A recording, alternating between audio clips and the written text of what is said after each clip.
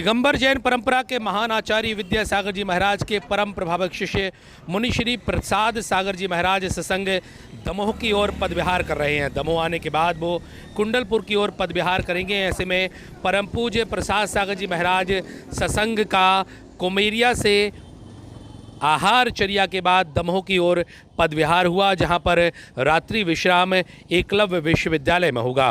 परम पूज्य गुरुदेव की अगवानी डॉक्टर सुधा मलिया, हेमंत मलिया, सिद्धार्थ मलिया सहित मलिया परिवार के द्वारा और एकलव्य परिवार के द्वारा की गई, जहां पर उनका रात्रि विश्राम होगा। और इसके बाद परम पूज्य मुनिश्री का संग सुबह सवेरे 9 बजे सागर नाका पहुंचेगा, जहां पर दमोह के भक्तों के द्वारा उनकी भव्य अगवानी की जाएगी।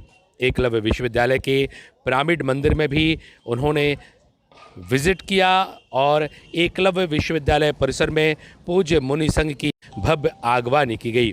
दौरान बड़ी संख्या में भक्तों की उपस्थिति रही और भक्तों ने पूज्य मुनि संघ के आशीर्वचनों का, प्रवचनों का लाभ भी अर्जित किया। जय कुमार पुरा की रिपोर्ट। जय जयकारा गुरुदेव का, जय जय गुरुदेव, जयकारा गुरुदेव का, जय जय जयकारा गुरुदेव का।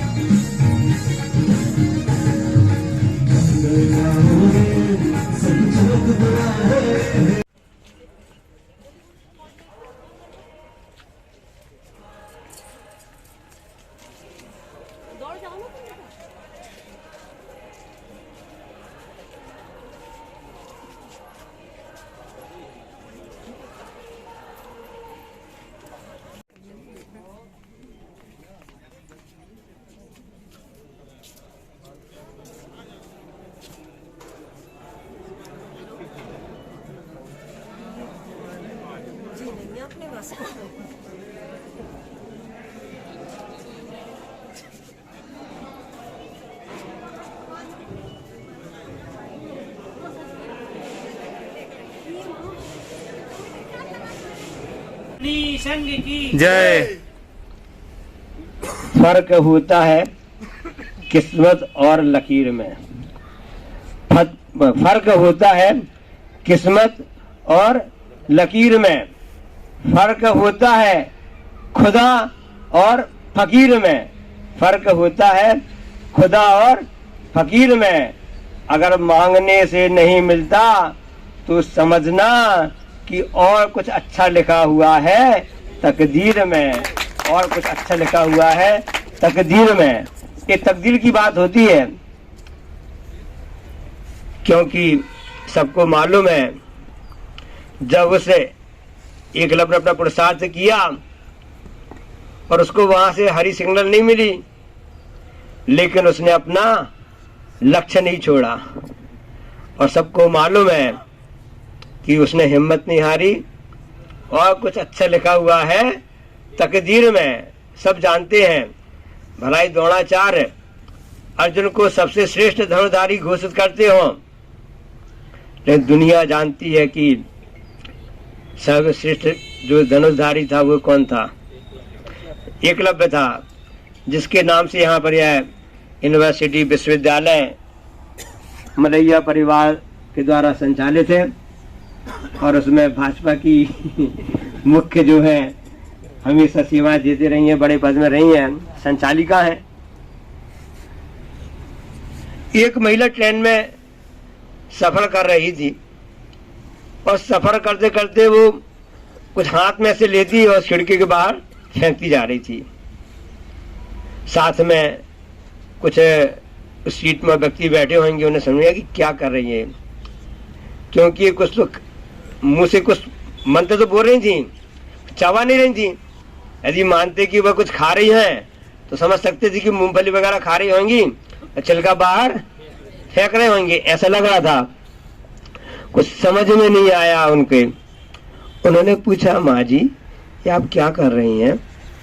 तो माँ जी ने बताया कि मैं इन फूलों के बीजों को रेल की खिड़की, ट्रेन की खिड़की से बाहर फेंक रही हूँ, इससे क्या फायदा है? उन्होंने कहा कि इसमें से बहुत से नष्ट हो भी। ऐसे देखा जाए तो गुरु कैसा होता है? तो गुरु तो कैसा होना चाहिए? गुरु के लिए कहा गया है फ्रिज के समान होना चाहिए।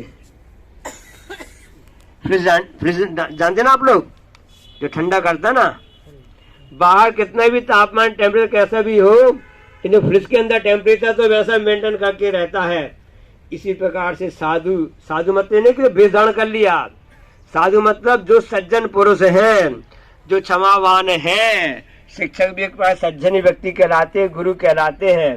उनके लिए फ्रिज के समान होना चाहिए कि बाहर तापमान कितना भी अधिक हो जाए, अंदर से तो कूल रहना चाहिए, तभी इसकी उस व्यक्ति की उन्नति हो सकती है। ये भारतीय परंपरा के अंदर के सब बताया जाता है, इसमें हमको करना चाहिए।